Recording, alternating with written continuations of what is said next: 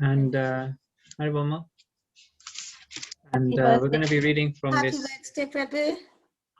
Thank you so much.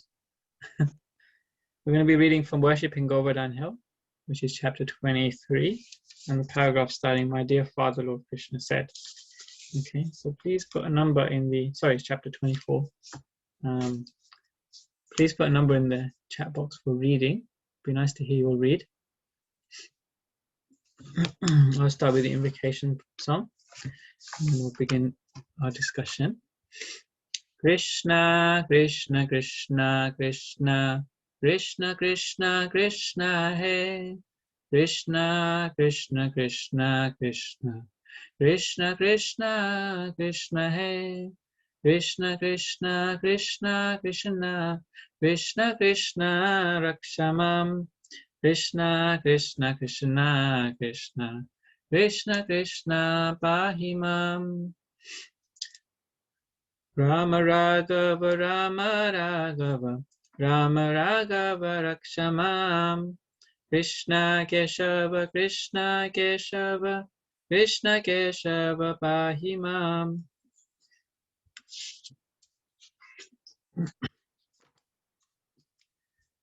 So we've been reading this, the beginning of the chapter called Worshipping Govardhan Hill, and therein we read about Krishna. Krishna's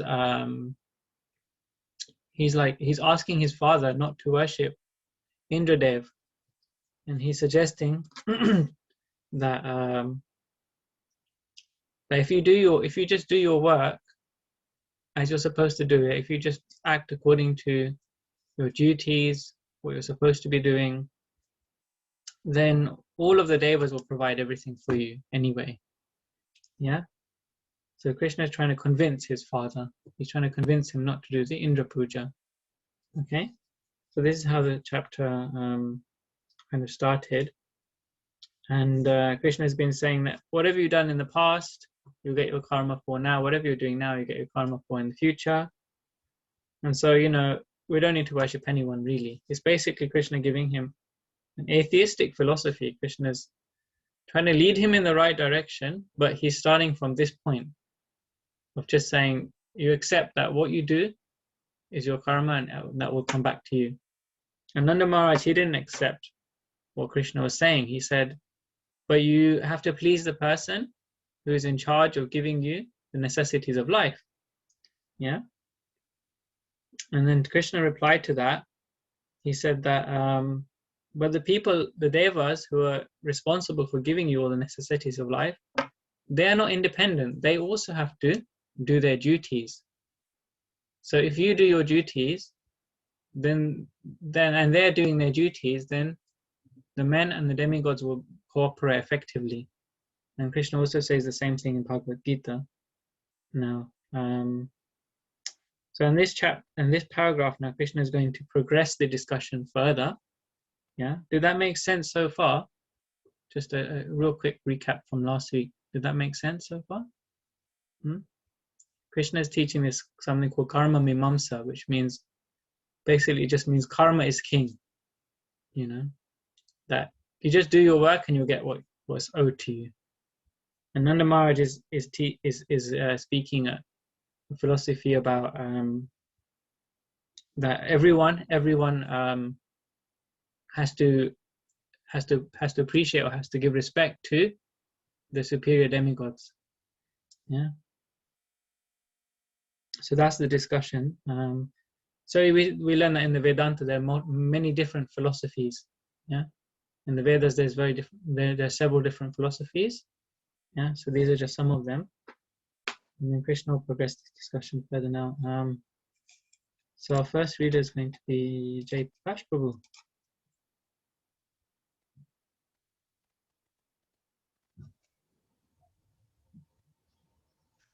Okay. My dear Father, Lord Krishna said, there is no need to worship the demigod Indra. Everyone has to achieve the result of his own work. We can actually see that one becomes busy according to the natural tendency of his work and according to to that natural tendency, all living entities, whether human beings or demigods, achieve their respective results. All living entities achieve higher or lower bodies and create enemies, friends or neutral parties. Only because of their different kinds of work, one should be careful to discharge duties according to his natural instinct and not divert attention to the worship of various demigods.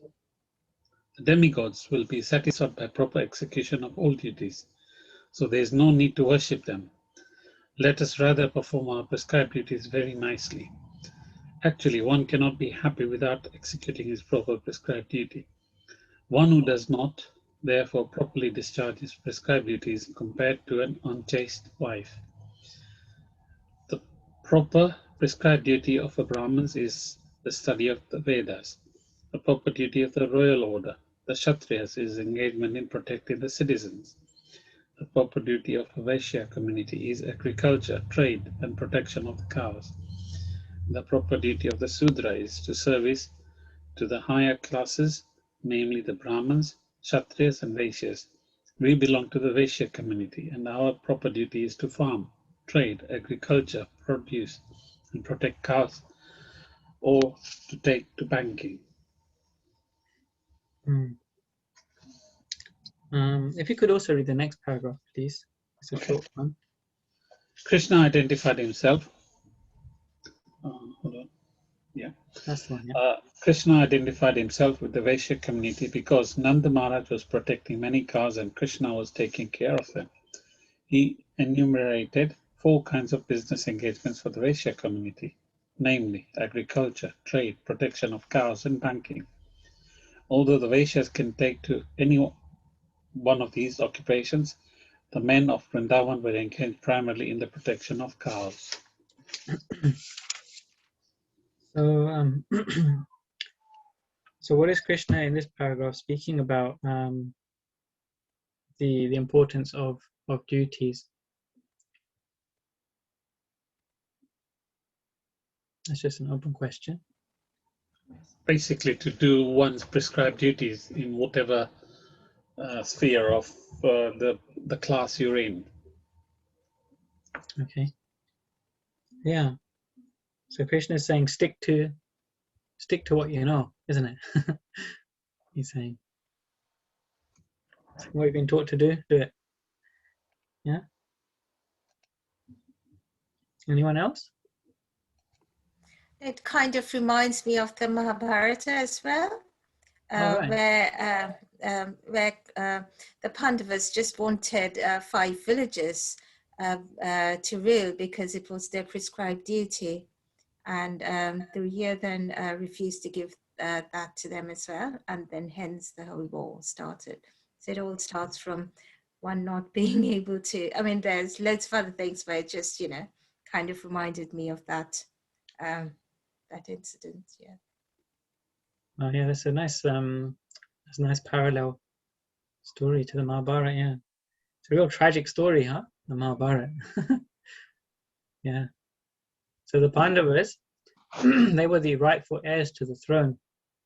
They were the sons of King Pandu, and because of the king's early death, his brother took over the throne temporarily while the children grew up, and then he thought it would be right for his children to take the throne from there, although he was only, let's say, babysitting the throne for a little while.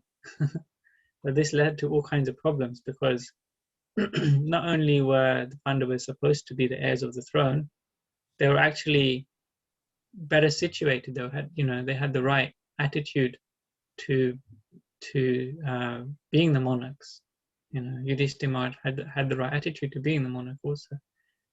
And so, so anyway, the story is obviously very long, the Mahabharata, and they had been exiled for so many years. And when they came back, that's when they asked for the 5 villages, right? Yeah. So from having a huge, multiple kingdoms all over India, they were happily accepting just a few villages so that they could have some kind of livelihood, so that they could have something to do, which is in their sphere of, as it says here, according to their natural instincts, like just the kind of work that suits them. Yeah, so nice parallel to draw. Mahabharata. Anyone else have any thoughts? Yeah, just one more thought that, if everybody is doing their prescribed duty according to their nature, which used to happen in Satyuga and other yugas, the world would be running really nicely, and you wouldn't have all this, you know, you wouldn't, like nowadays they have this, national thing that, peace things and everything. We wouldn't be needing that if everybody was doing the prescribed duties. So it's like, if you have a human body, the hand does the function that it is doing, the mouth does the eating, and the legs can't do the eating, the hands can't do the other stuff. So legs is function is walking in the similar way. If everybody was doing their own prescribed duty, the whole system would be working properly. If we start doing, and in Gita it says as well that it's better to do your prescribed duty, even if you can't do it properly, but it's better to do that rather than doing somebody else's duty, which which is not in your nature. But nowadays, you see everybody like mainly if they aiming at degrees and everything, and they don't sometimes, because Gita is not studied, so they don't realize what is in their nature, and they'll end up having a job which might pay a lot, or the parents might have said, "Oh, do this degree, and you'll, you should do this degree." This is why there are a lot of people who are not really happy with the jobs they're doing, because you see, when they do this all sorts of jobs which is not according to the nature, this is what happens. Yeah, that's a really good point. Now, if you do the type of work that fits the kind of psychology that you have, you may not be rich, you may not be famous, but for sure you'll be happy. So people have the wrong motivations, and therefore people have, prioritized their life in such a way that it causes so much anxiety. Huh? We find that's very common, isn't it? Right? We find it so common. It's just like normal these days that people are always looking for, what's the right thing for me to do? What opportunities can I get? Huh? That's like the normal run of life, the rat race, as it's called. Huh? Also, there's an inverted understanding of the word happiness, isn't it? So, Yes. obviously there is the bigger scale of, what is happiness in this material world versus what is real happiness in the spiritual world. But even within the material world, there is I think I heard in one of the classes, there's the subtle difference between Sukh, Shanti and Anand. And people actually combine, they interchange these words, and they are not the same. So Yeah. Anand is very different to what Sukh is, and Anand is very different to what Shanti is. Yeah. People, so yeah, they engage in things to attain one of these, and end up being not being satisfied because they don't experience the actual Anand. That's it. Yeah. So people are chasing after sukh, just temporary happiness. But when there is sukh, there is also dukh. Krishna says you get both. Huh? Krishna says in Bhagavad Gita 2:14, that you get happiness and distress in this world, and you have to tolerate both. Tolerate happiness and tolerate distress. So this is not talking about that kind of happiness, the coming and going of happiness and distress. This is talking about shanti, just having peace of mind, being satisfied with what work you're doing in life. And that shouldn't be like all encompassing, shouldn't be taking over your whole existence. But you got a job, you do it well, and then you got so much other mental space to, think about other things in life, and so that kind of peace is missing in the world. Yeah. I think the biggest problem in the world is everybody wants to become their own authority instead of because or it should be authorized by the scripture. So everyone has to follow scripture. Then there is no problem. Yeah, that's a very nice point, Prabhu, because here Krishna Because- gives very specific examples. Yeah. He says that there's proper duties for kshatriyas, for vaishyas, for shudras, brahmins, so on. So Krishna himself in Bhagavad Gita, much of the 18th chapter of Bhagavad Gita, 18 is the last chapter of Bhagavad Gita, and that's called the conclusion of the Bhagavad Gita. Much of that chapter is about what type of duties one should perform. And so Krishna is again taking the same points and presenting them here in saying that because Krishna of course has made like my mom gave the example of the social body. You think of the society as a body. In the Srimad Bhagavatam, the society is described like a body, that it has a head, it has arms, it has a belly, it has feet. And so we know from our own body how all the different parts, they all have their specific functions, they all work well in their own areas of, facilitating the overall body. So Krishna has made society in that social body also with these different varnas, they're called varnas, varnashram. So it's like this type of knowledge is lost in today's society, that everyone has a role to play. We don't know what is our part in the overall society. How does what we do tie up to, the higher and higher and higher levels of the society? There's no connection between what I'm doing in my work right now and how that facilitates the overall society. In some cases it may be more clear, some cases less clear. Yeah. But this system that Krishna made of Varna Ashram, that system works because it helps us become peaceful rather than chasing after happiness. Yeah, when I said everyone wants to be authority, so it means everyone wants to be a boss. No one wants to be a servant. Yeah. So that's because of the role models we have today in the world, we see that, unless you reach this, you're not going to be happy. Unless you reach that, you're not going to be happy. Unless you get here, you're not going to be happy. Yeah. And so people are just basically made to work harder and harder and harder and harder. And that's just so normal, in the society we live in.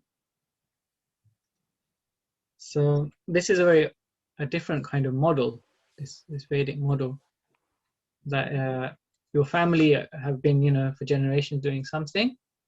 And so it's very easy for you to learn that something. So you pick it up and get on with it. And then, you have so much time and space to do so many other things in life. People didn't have to work so hard in previous times.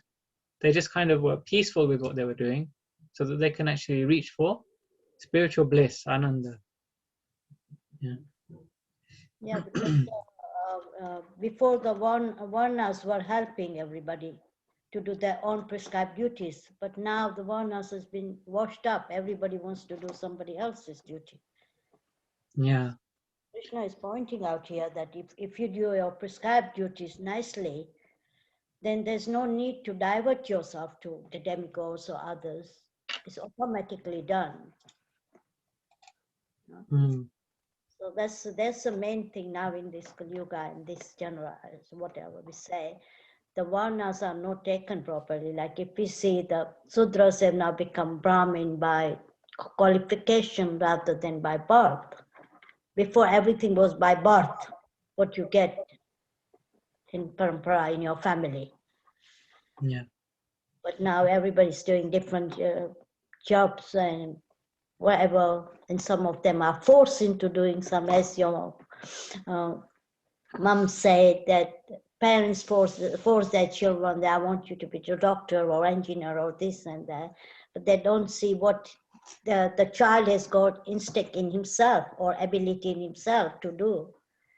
That's why then when they grow up, they take their jobs and all that, but they're not happy with it. Yeah. So that's the main problem I can see in this Kali Yuga. Yeah, and it gives rise to so many other problems. And people go, for drinking to be free from stress, and that leads to other problems, and that leads to other problems. So many other things, from being being dissatisfied with one's duties. Yeah, one self is dissatisfied, and then the countries as well, they're just going after economy. So they make people work so hard, there's so much stress on their head. Like schools doesn't give them proper education, so your parents has to put the stress of their children for education, worried about that one side trying to earn, trying to pay this high mortgages, that's why both parents has to go to work and still have to look after the kids that they grow up properly. How much can you do? A person can do? How many sides you can look at it? Yeah, there's a lot of angles, isn't it? So even taking the care of children and things, Yeah, becomes stress low on the priority list. Yeah. has increased now than before. Before there wasn't, like when we were young, we didn't have that much. We had our childhood very nice to play and nicely grown up with all that, freedom, sort of, and have to listen to parents what they say. So we got everything, but when we were in Africa and that, but here they don't have this life, They just, all they get is gadgets to play with, not mom and dad to play with. Right. So, okay, thank you. Lot we can discuss. So Krishna is saying that by performing our duties, then the demigods, they have to provide for us. Yeah. And then in the next paragraph, Krishna continues. So, so Jai Prakash Prabhu, if you'd like to read on.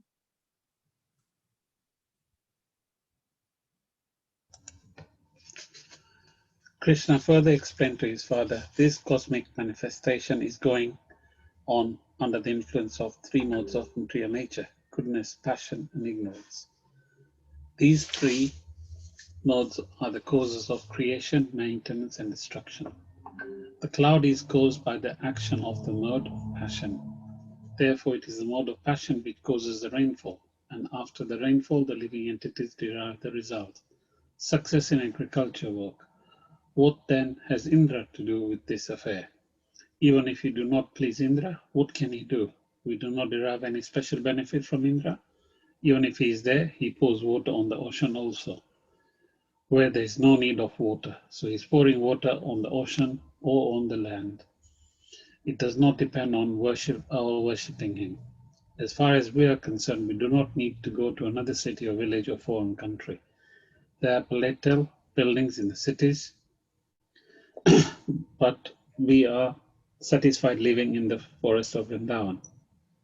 A specific relationship is with Govardhan Hill and Vrindavan forest and nothing more.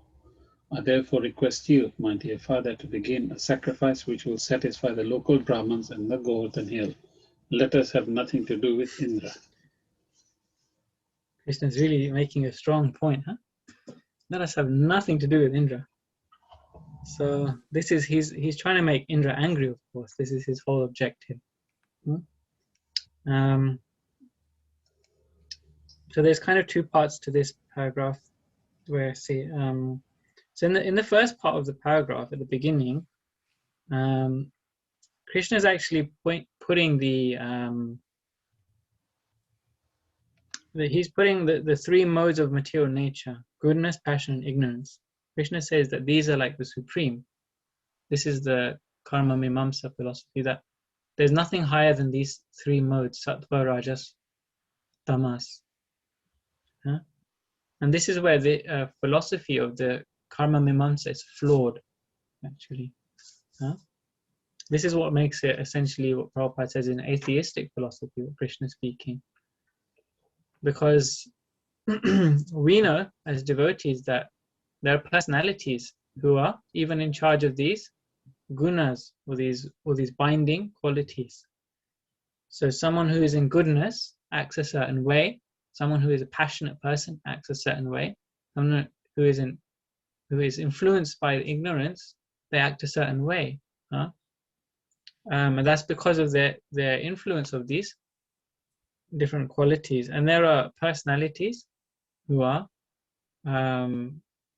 in charge of these different gunas, these different qualities. So we know Vishnu is in charge of goodness, and then we have Brahma, who is in charge of passion, and then Mahadev, Lord Shiva, he's in charge of ignorance. And so this is where Krishna's argument is flawed, because he doesn't go on to say that there are these personalities who are in charge. And then overall, Krishna doesn't say that beyond that, then there's a supreme controller who is transcendental to this material world, who is outside of this material creation, Narayan. So this is one defect in what Krishna is speaking. In other places in conversations, Prabhupada would say that so we accept Krishna as the Supreme Lord, but when Krishna doesn't speak the true philosophy, then we don't accept what he says. So that's the case here, that Krishna, he's teaching something which isn't truly spiritual. But Krishna is coming up to a point which he's going to make. But he's just going about it in a different way. So that's the first part of this paragraph. Then in the second part, because he's trying to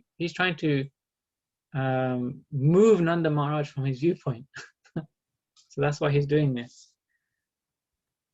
So in the second part of the paragraph, when I first read this pastime, for me this was like the smashing point that Krishna says in the second part of the paragraph. Because all of these things can be, very philosophical, very, detailed and nitty-gritty, not make too much sense, a little bit, a little bit hard to grasp, right? But Krishna makes it like just this really smashing point in the middle of the paragraph. He says, so he is pouring water, or in other words, Krishna is saying, so Indra is pouring water on the ocean or on the land. It does not depend on our worshipping him. Huh? He says, Indra is pouring water on the ocean and on the land. So it does not depend on if we worship him or not, because the water doesn't worship Indra, and there's rain falling in the oceans, isn't it? So why should we worship Indra? He's going to provide rain to the oceans. The oceans have got water already. It's a really smashing point. Like, you can't really debate with that, isn't it? There's no need to worship Indra, because Indra will give water even to water.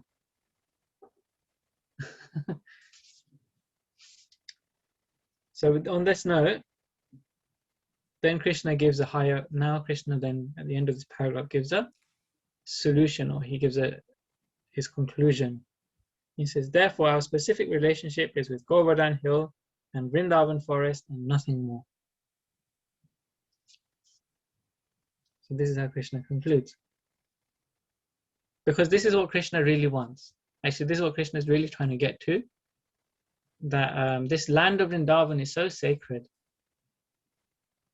Yeah. And Rupa Goswami, he speaks about this a lot in his Nectar of Instruction. We touched upon the Nectar of Instruction some weeks ago. We were talking about the qualities of the devotees, to have patience, to have enthusiasm, to have confidence. You may remember we talked about the 6 qualities of a devotee. So that Nectar of Instruction, which I think it was even sent in the group, is a very nice book, because it's got 11 texts only, and it covers the whole Bhakti philosophy in just 11 texts. It's a very nice book to read. And therein it says that more holy than the land of, more holy than Vaikuntha is Mathura, because in Vaikuntha, the spiritual world, Krishna's got, or Vishnu's got 4 arms, and you cannot approach him very closely, and have a close relationship with God in that place. But in Mathura you can, because Krishna was born in Mathura. But better than Mathura is Vrindavan, because Krishna's playground is Vrindavan. Huh? And then better than Vrindavan is Govardhan, because even though Krishna's home is Vrindavan, he spends all day at Govardhan. He goes in the morning to Govardhan with the boys, and then he comes back home after playing all day. And then at night, again Krishna goes to Govardhan and plays with the gopis and comes back. So Krishna spends more time in Govardhan even though he lives in Vrindavan. So Govardhan is more special. And then Rupa Goswami continues on and on, that higher than Govardhan is Radha Kund and Sham Kund. And of the two, Radha Kund is the best of all spiritual, is the highest of all spiritual places. That's where Srimati Radharani, she takes her bath there. That's considered to be the most pure place. We can get the mercy of Srimati Radharani. Prabhuji, Vaikuntha is the whole planet, isn't it? Or is it just a place in the planet? Vaikuntha. Yeah. So Vaikuntha is like the whole spiritual world. So just like in the material world, Yeah. there are many universes and many planets in the universes. Similarly, in Vaikuntha, there's many universes and many planets. So when you say better than Vaikuntha, it's Mathura, because Mathura is just a city, a town. So how are we comparing the whole system of planets to a town? Because on all of the Vaikuntha planets, you can only worship the Lord in what's called, you can only worship the Lord in reverence. You can only worship him in Aishwarya Bhav. So that mood of reverence that, you are so great and I'm so small, that doesn't give a lot of closeness in the relationship between the devotee and the Lord. But Mathura is better, it's said to be better, because in Mathura, Krishna has friendship with the devotees. Yeah. So that's considered to be better, Mathura. Yeah. So some of Krishna's friends are like Uddhava, and others. So they have that friendship with Krishna, which you can't get if you are in the realm of Vaikuntha. Is that more clear? Yeah, yeah. But because Mathura, Vrindavan, and all these places, they are in Vaikuntha. They are in Vaikuntha. They are part of that, aren't they? Yes. Yeah. Yeah. No, I understand now. Thank you. Yeah. So Krishna comes to this conclusion that our specific relationship is with Govardhan Hill and with Vrindavan Forest. So Krishna is emphasizing that. Yeah. Krishna is leading Nanda Maharaj to say, the place you're in is the best. Why do you need to go and worship the Devas? This place is the best place. It's better than Vaikuntha even. But he's not saying it in that way, because he wants to keep that, that father-son relationship. He doesn't want to tell his father, you're in like the most spiritually amazing place. You're better than all of the Vaikuntha Vasis, He doesn't want to spoil that relationship. So he's saying, as a child would speak to his father. Yeah. He's trying to convince his father in that way. So unless there's any comments or questions, we'll continue. Anyone have any more thoughts on this paragraph?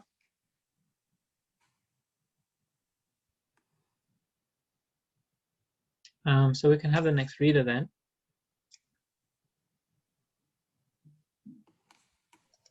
Is it Panchali next? Yeah. Yeah, sure. So Hare Krishna. So after hearing this statement by Krishna, Nanda Maharaj replied, "My dear boy, since you are asking, I shall arrange for a separate sacrifice for the local Brahmanas and Govardhan Hill. But for the present, let me execute the sacrifice known as Indra Yagna." But Krishna, Okay, carry on.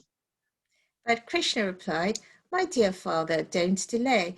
The sacrifice you propose for Govardhan and the local Brahmanas will take much time, better take the arrangement and paraphernalia you have already made for the Indra Yagna and immediately engage them to satisfy Govardhan Hill and the local brahmanas. Okay, so now how is it progressing? What's happened next? Shall I read on? No, I'm just asking for Okay. reflections now. Okay. Yeah.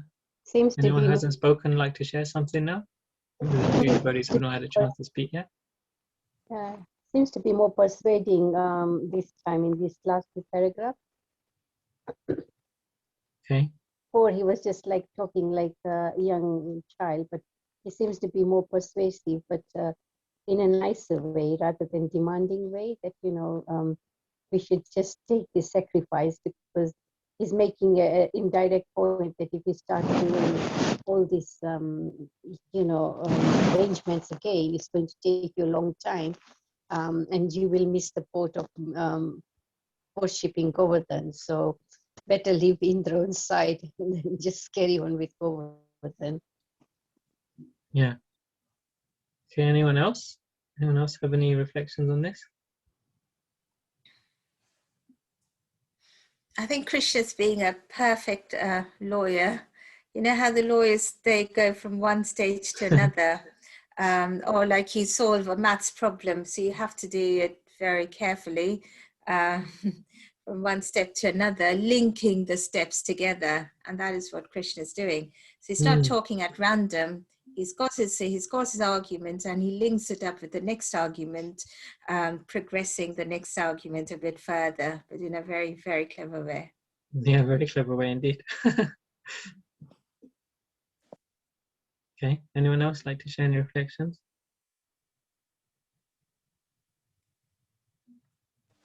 I just personally found it interesting that Nanda Maharaj was still quite attached, saying, no, let's just do the Indra Yagya. We'll do Govardhan Yagya after, don't worry. We'll do the Govardhan Puja after, don't worry. Was that surprising to anyone? I thought that was quite humorous. I was going to say that because it was. Sorry. Okay. No, that's fine. I mean, just great minds think alike. I must have read your mind. Yeah. Yes. He's trying to be, what's the word? There's a word, not compromise, but there is a word. So he's trying to please both sides. Yeah. Yeah. Because he doesn't want to let go of the Indra Yagna at the same time, but he still wants to please Krishna by listening to him. Yeah. This kind of shows us how his relationship with Krishna is so close. Actually, he still thinks of Krishna as his little boy. You see, like Krishna speaking all this like philosophy. Who can even speak this kind of philosophy? So well. As Panchali said, he's like a lawyer. One argument after the other, so well knitted together. But Nanda Maharaj, he's just like so in love with Krishna as his child. He doesn't see all that. He just says, "Okay, my little boy, we'll do your Govardhan Puja. Don't worry. Let's just first finish the Indra Yagya. We'll do that too." And it's because of his love. He's just, he's kind of like just fobbing him off, just a little bit like pacifying him. But Krishna is like quite, single pointed with his purpose, and he just comes back and says, "Don't delay, my dear father, don't delay." Huh? He's making out that really important. Hare Krishna.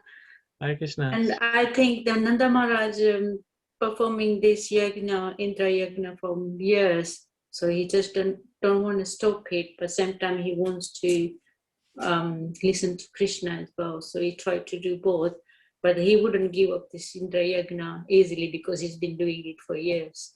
Yeah, that's it. Yeah, it's just that time of year for him, isn't it? It's just like he's been doing it for years. He's been doing it his whole life. His father's been doing it his whole life. His grandfather's been doing it his whole life. And now this little boy comes along and says, "Forget it."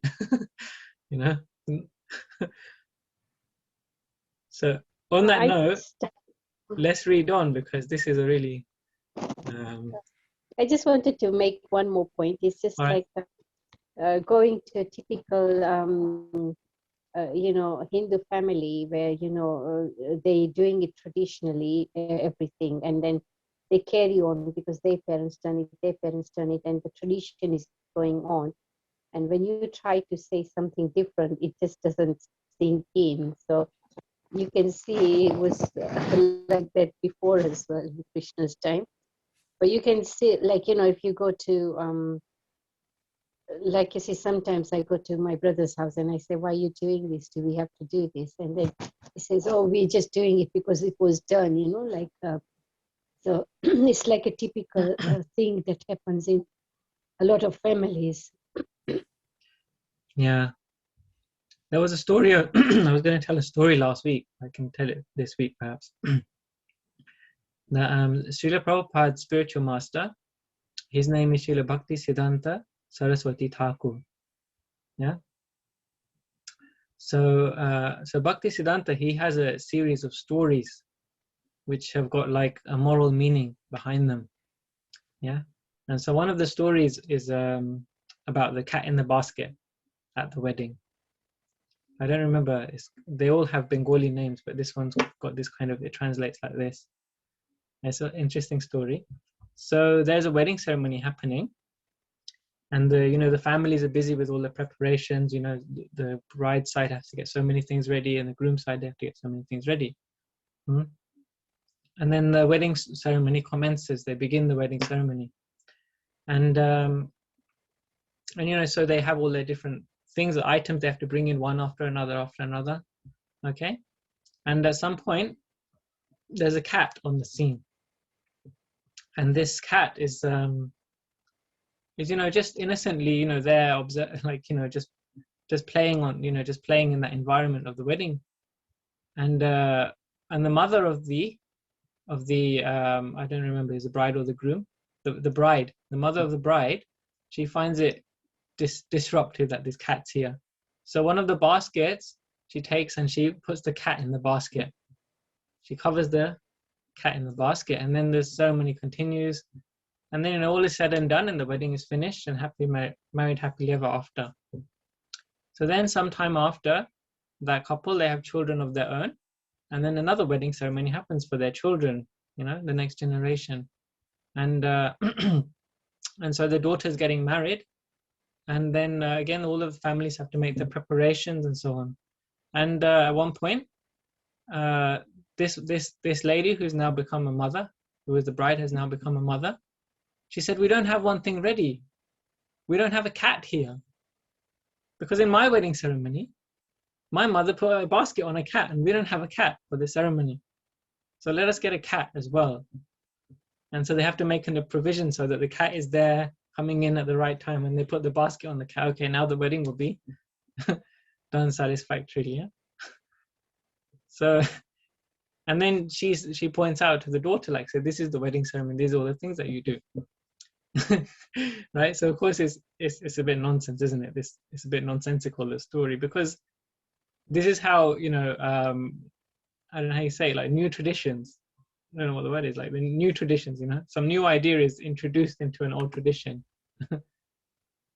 And then that kind of picks up and becomes a tradition in itself. So Bhakti Siddhanta Saraswati Thakur, he tells this story because he's saying there's so many rituals now that people perform, and people don't know the origin of them, whether they're in the scripture or whether they're not in the scripture, and people, the lines have become blurred between tradition and the actual rituals that are supposed to be performed. So he makes this story about this the cat in the basket at the wedding to make that point. Yeah. So yeah.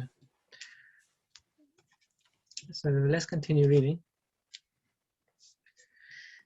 Okay. Maharaj Nanda finally relented.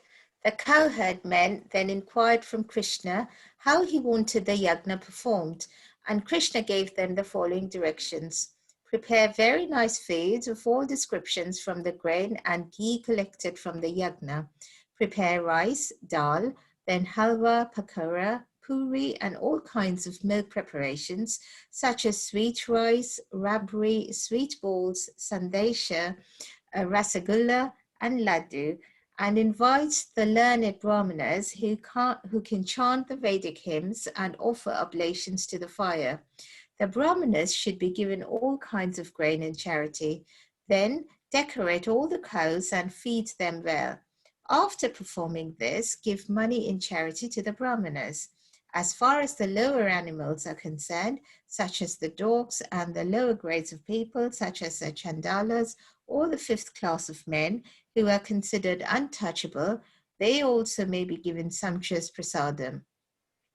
After nice grasses have been given to the cows, the sacrifice known as Govardhan Puja may immediately begin. This sacrifice will very much satisfy me. All right. So if nothing else, reading this Krishna book, this chapter, will definitely whet your appetite. After reading the descriptions of such nice, opulent dishes. So I hope you've all had a meal. Otherwise, we're going to start seeing devotees sneak away as we read on about all these different nice dishes. I, for one, am absolutely stuffed today, as you can imagine. My mum made a delicious carrot halwa for me. But anyway, let's talk about Krishna book rather than me. It just said halwa and then I was just remembering. So what are we learning from this statement, this paragraph then? Can you share your reflections?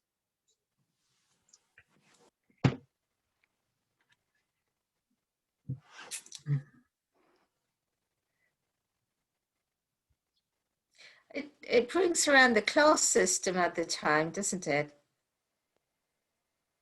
Say that again. It brings around. Sorry, it highlights rather. It highlights Highlights. yeah. So you still had the Varnashram, but then you also had the Chandalas and the fifth class of men. But who are the fifth class? Oh, the untouchables. Okay. So there were the other classes of men in society. Okay. Yeah, we'll read about that more in the next paragraph too. So yeah, so here it's also mentioned about everyone should be given according to their position in the society. So generally the Brahmanas are the ones who are given in money in charity, because the Brahmanas are supposed to be poor. They're not supposed to earn a living. They depend on charity. And so generally whenever charity is given, it's given to the Brahmanas. Can you imagine a society where there's no unemployment? Can you imagine a society like that? This is the kind of society that we're reading about. So generally today, people give money to poor people, homeless people, right? It's a very different dynamic. So it's very difficult to digest, like the way the society functioned then, because there was no unemployment. If someone didn't have a job, they could march up to the king and say, "Give me a job," you know. It was like that. So when it comes to charity, then the charity was given to the Brahmins, because their livelihood was based on charity, giving charity. So they actually perform their services, they perform their ceremonies for free, basically. All their work was done for free. They depended on charity. So that's why it's mentioned that charity is given to the Brahmins. And then at the same time, nobody is neglected either. So for people that don't have prescribed duties, or namely the chandalas here, they're given prasadam as well. And it's actually part of the ceremony to give to everyone and anyone. It's not that you just give to the aristocratic people, or the people who are well situated. Even it says here the dogs, the animals, of course the cows are looked after as well. So this is actually how the sacrifices were really done. Everybody was taken care of. Nobody was left out. And if someone was left out, then your sacrifice is considered incomplete, actually. Yeah.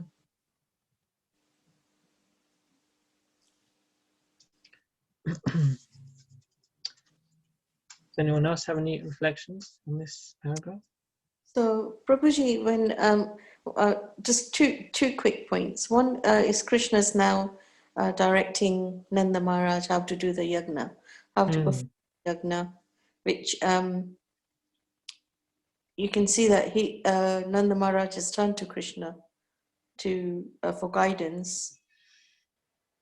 That's what I sort of realized.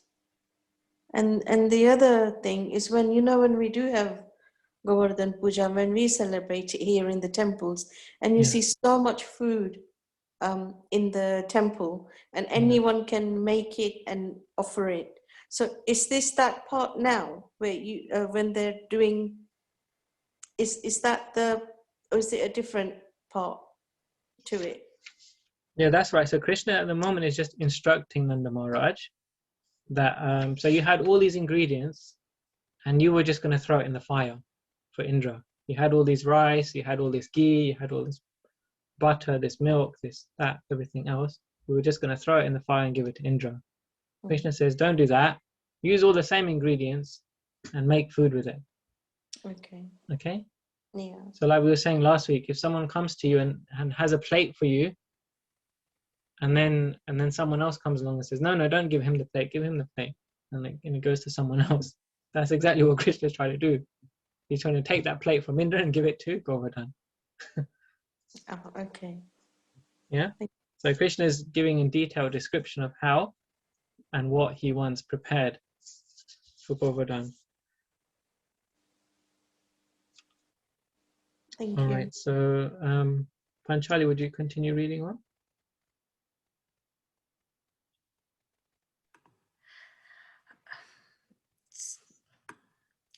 So in this statement, sorry, I've lost. Yeah, it's from this statement, isn't it? In this statement, yeah. In this statement, Lord Krishna practically described the whole economy of the Vaishya community. In all communities in the human society, including the Brahmanas, Kshatriyas, Vaishyas, Sudras, Chandalas, etc., and in the animal kingdom, including the cows, dogs, goats, etc., everyone has his part to play. Each is to work in cooperation for the total benefit of all society, which includes not only animate objects, but also inanimate objects like hills and land. The Vaishya community is specifically responsible for the economic improvement of the society by producing grain, by giving protection to the cows, by transporting food when needed, and by banking and finance. Okay. Any reflections here? Any thoughts? Questions?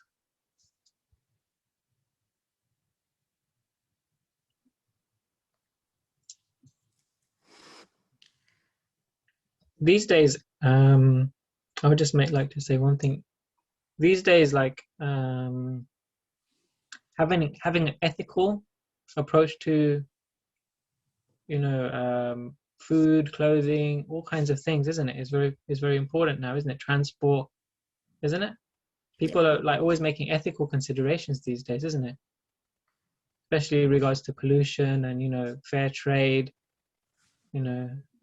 like slavery and things. People are making really ethical choices now, especially here in the UK and the Western world in general. Yeah.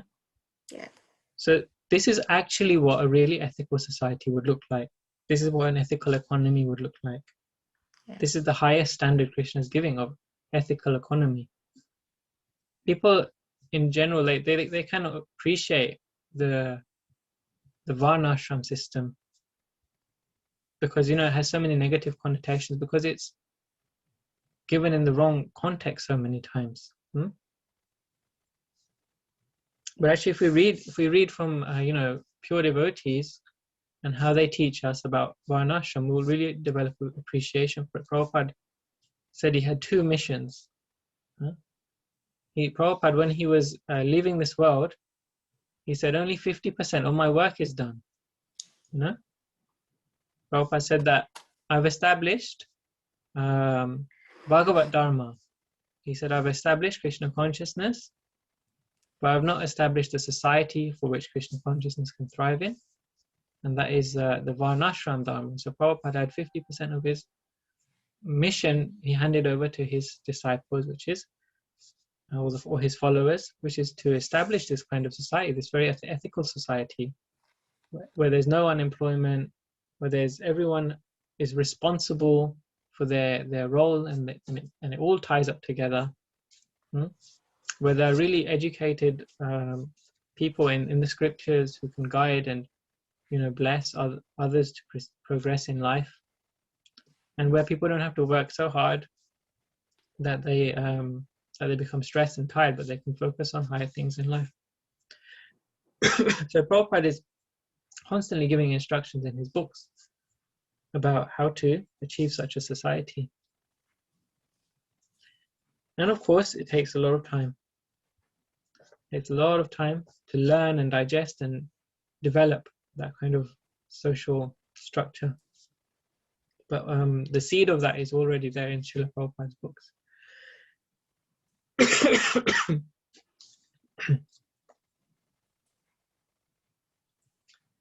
Okay. Would anyone else like to question or comment? We can have the next reader now. I think that's my mom, right? Yeah. Yeah. From this statement, we learn also that although the cats and dogs, which have now become so important, are not to be neglected, cow protection is actually more important than protection of cats and dogs. Another hint we get from this statement is that the chandalas, or the untouchables, are also not to be neglected by the higher classes and should be given necessary protection. Everyone is important, but some are directly responsible for the advancement of human society, and some are only indirectly responsible. However, when Krishna consciousness is there, then everyone's total benefit is taken care of. Okay. Anyone else have thoughts or reflections on this?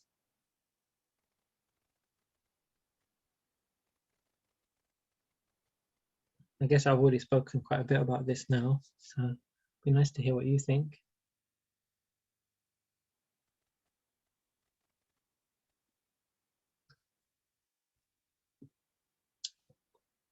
What about in practical terms? Does this sound like something that's even achievable or even advisable or even desirable? It'd be nice to hear your thoughts.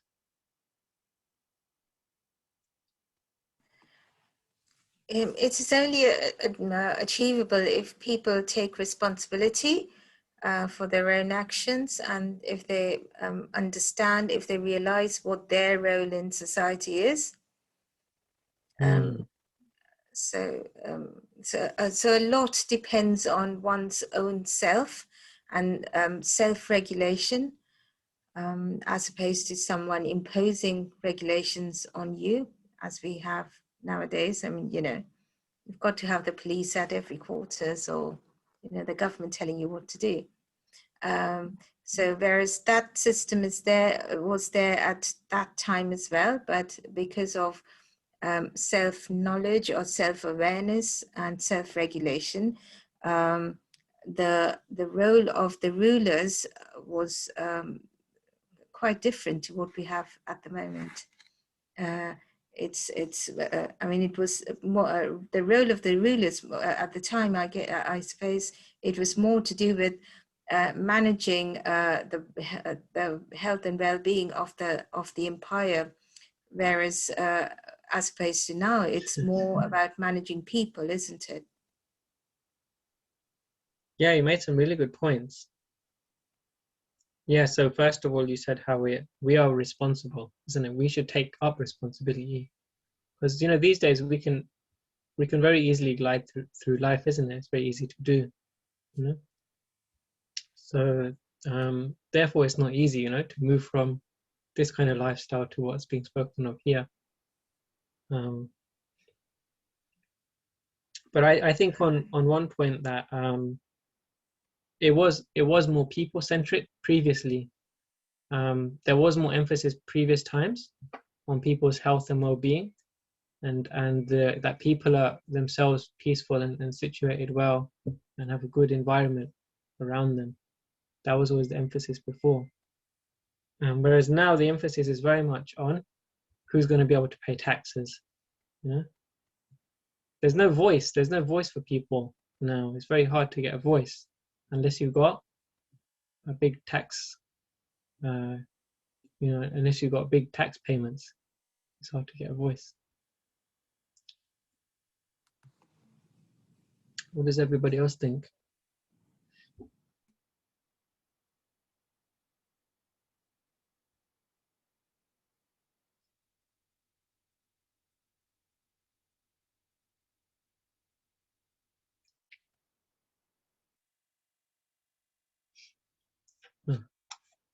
Dead silence. Yeah, a long silence. I think in this day and age, people are looking after cats and dogs more than they are cows. You know, I mean, yeah. especially in this country for sure. Yeah.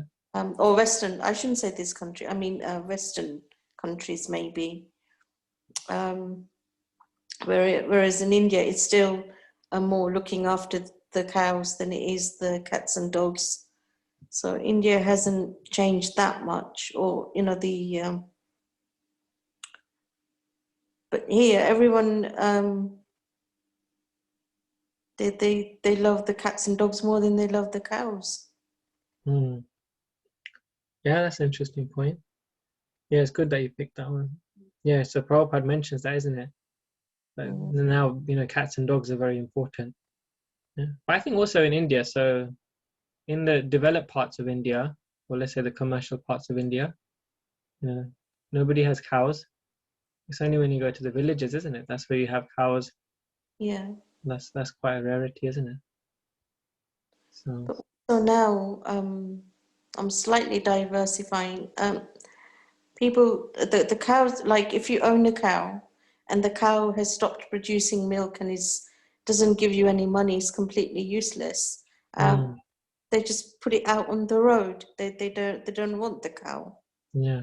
Rather than again looking after it and feeding it because it's just like a member of family, isn't it? Whoever you have. That's exactly it. Yeah. So the cow is considered just like the pets. In the West, the concept of pets is like they're a member of the family, isn't it? Mm-hmm. So that's exactly the same concept from Vedic culture, that the cows are a member of the family. So when they stop giving the milk, then still they're looked after like a member of the family. They're loved just the same, because they've actually done so much good service through their life of giving milk. So yeah. So this is what it means, like to really be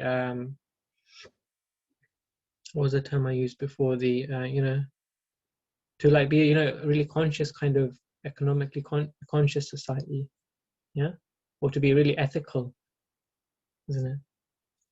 So they think of even the cows as a member of the family. So now you have all these other alternative ideas, like vegan is considered very ethical these days, isn't it? Okay. So what are the thoughts on that, on veganism? So is that genuinely ethical from the Vedic perspective? I don't think so much so, because when you think of veganism, it's saying you can't even have milk and milk products. So maybe I'm wrong, but I don't agree with that, because when you look at the Vedic culture,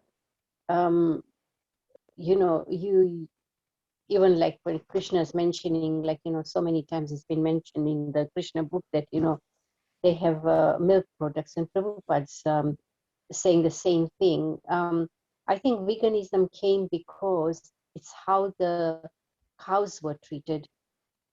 If the cows are treated lovingly and in a most in a best environment where they can be free, rather than the way the cows are treated in all these butcher houses, like where they they're given all this chemical stuff, so they produce more milk. And once they stop producing milk, they just kill them and sell the meat. So that is, I think that is the reason the veganism came. But on that side of it, I agree. But it's not like you see the milk, like what they say is you shouldn't be drinking milk because this is the way they've been treated. The cows are treated.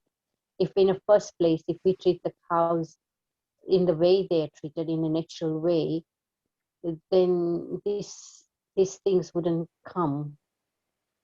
You see a lot of things in the Facebook quite often, how they've been, all, not just cows, but all the animals are like slaughtered in the trucks, and how, cruelty there is in that sense, how they're squashed into the trucks where they can't even move themselves. So it's really, it's kind of really heartbreaking and cruel the way they treat these animals. Just so I think veganism, they're trying to make people aware not to treat the animals nicely, which is a good point, because they are getting a lot of people to become vegetarians, veganism. But also, Mataji and Prabhuji, I'm just wondering, I could be wrong, but is it not true that if the cows have excessive milk in them, that is also not good for the mother cow? So you can, so the calves can have the milk, but then the mother cows have excessive milk, which needs to be taken from them to relieve them. I could be wrong. That's common. That's commonly known that cows produce more milk than they require. So that's actually Krishna's natural arrangement. Like cows produce more milk than they require, and the humans stop giving milk at a certain age. The human mother stops giving milk. So it's perfect compatibility. So sometimes it's said that the vegan system is actually divorcing the relationship between humans and animals. Yeah. So it's definitely better than slaughtering animals. What's going on today is absolutely horrific. There's no question about that. So it's something better than that. It's going in the right direction. Something better than nothing, isn't it? But effectively, if we're throwing out the baby with the bathwater, have you heard that phrase before? Throwing out the baby with the bathwater, it means instead of just throwing out what's bad, you throw out what's good as well. So is divorcing our relationship with the cows or animals in general. That humans, you live over here, and animals, you live over here, and then everything will be fine.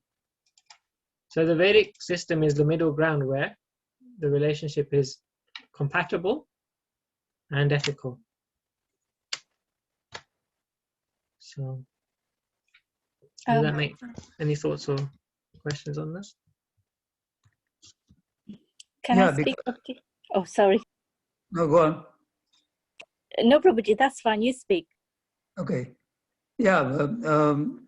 When mother cows produce the milk, mother cow not only producing milk only for cows, is producing milk for us as well.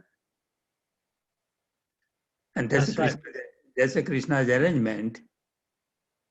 So and people don't consider that too much, isn't it? By being vegan is not going to solve the problem, is it? What will we do? What will we do with all the cows? Yeah, no, what we do, we rather educate the farmers. That's what we did.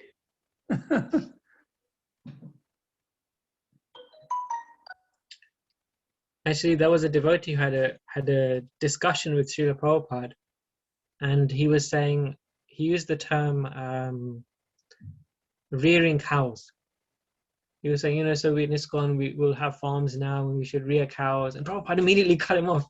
No rearing cows, cow protection. Prabhupada immediately just stopped him there in his tracks. innocently he was probably speaking, you know. But Prabhupada wanted to really make the point that cow protection, go raksha, is very different from modern cow farming. Yeah. Yeah. So, Prabhuji, I was asked, because I have lots of cheese, I love cheese, and I was told that it's not right to have cheese off the supermarket shelves, so I need to have ahimsa cheese. Now, what is ahimsa cheese? So there's the devotees have created a farm whereby you can get dairy products which have been produced from protected cows. Yeah, that means that even after the cows stop providing milk, they'll be looked after throughout the rest of their life, and the bulls, of course, as well. And so ahimsa milk is available in some areas of the UK. So it's a great initiative. So ahimsa milk is there. So ahimsa cheese I haven't heard of, but I guess it would be a product of the ahimsa milk. Yeah. So if you have the ahimsa milk, then you would make ahimsa cheese. So it's non-violent farming. Yeah. Yeah, and the protection of cow means they are treated properly as a like a human being, you know, not an animal. Yeah, so the cows will be hand milked and so on. So I just wanted to add something. I usually take groups to go with an eco village in near Mumbai, and they go Shala. You know, most of the devotees, they go there, and what they advise is like once a week, at least spend couple of hours with the cows. So you could be, so this is part of just cow protection. It's not just like, you know, protecting them for anything else, but giving them that love. So you can just go and brush the cows. You can just go and stroke the cows, and you stroke the cows where the neck is, you know, that soft skin is. So, and they love it, and you can see the reciprocation. So whenever I take the groups around there, they usually love this couple of hours we spend with the cows. And most of the devotees who live there, they say as well. So like even you will see and you know, when you speak to these devotees who are well high educated, you know, brahmacharis who are taking care of the cows over there, and when you speak to them, they will, and they're kind of scientists as well. So at the moment they're producing so many different things from cow urine and cow dung. And one of them was saying last year that, you see, it does release a lot of stress, even if you, like, you know, make those cow patties. So you will feel, because, you know, there's that power in that. Every part of the cow's thing has got power in it. So they were just saying that, you see, you know, using those making those cow patties, and we tried it out, and it's really true that, you know, what they're saying is got a lot of benefits with every part of the cow. So basically what Prabhupada was saying is just not looking after the cow doesn't just mean that, you know, you don't kill them and you milk them when it's needed, but it's just giving them that love and care. And I think I heard as well that, you see, if the cows are looked after and if they're cared for, that part of the society will be very flourishing, because, you know, there is like that blessing coming out of the cows. And when we were feeding the cows, we usually buy a lot of bananas, and I take the whole group to feed the cows. But you could see there's, you know, I don't know, it's difficult to explain it. You got to see it. There's that mercy coming out, and I've done it quite a lot of times in Mayapur as well. You could feel that mercy coming out of their eyes. It's just something like they're giving you blessing. It's such a nice feeling. So when you really look after the cows, how much, you know, the society can benefit. It's not just not killing the cows. It's just, you know, giving them that love. That was my experience anyway with the cows. Hare Krishna, yeah, Champaklata, it is. Yeah, you're right. Feeding the cows, and that really gives you, as you said, we can't describe it, but that moment, that pleasure, the happiness is so different. And they're so happy, you know. And then if you know their names and if you call them, we do that at Mayapur, and we call them by the name, they will just make their way through it, you know, with other cows and come to you, you know, like that you're calling and they're so then we think, oh, that's so good. Like Krishna is the same saying, waiting for us to call him. If we call him the same way, Krishna will run to us as well, protect us, you know. And they're like, I'll tell you the experience, like my daughters, Shoma Radhika had it last year before she had the operation. She had broke her leg. She came out from Gurukul with having a class outside, and she was standing there. The same time the cows came out to go to the farm for there.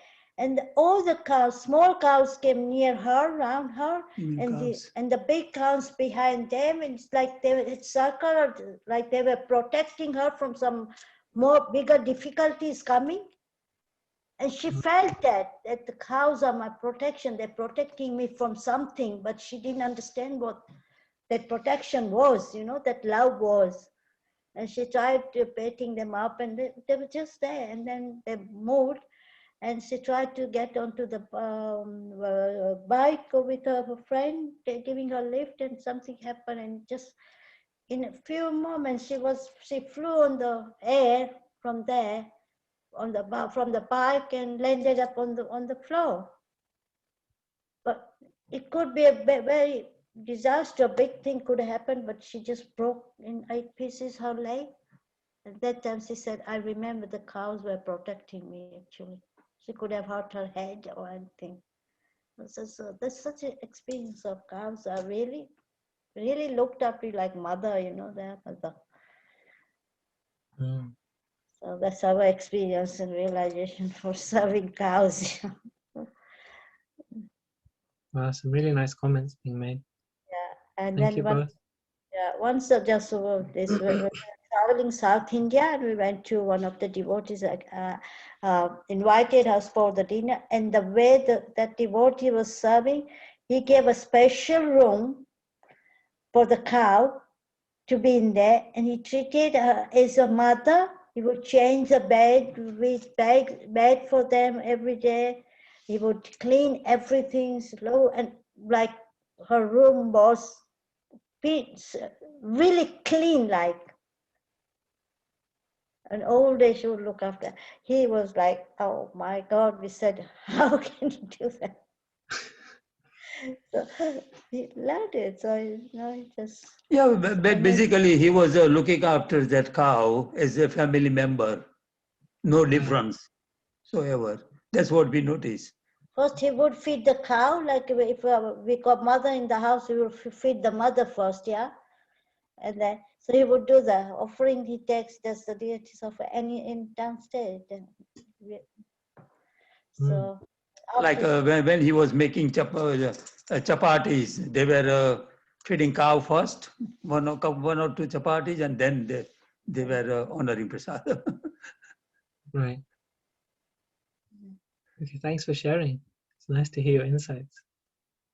Archana Mataji, you wanted to add something? Just quick one. Sure. We visited Ahimsa farm from the temple recently, about 4 or 5 months ago, and I think it's around Leicester. Ahimsa farm in here. Leicester, yeah, okay. Yeah, because there's a few Leicester.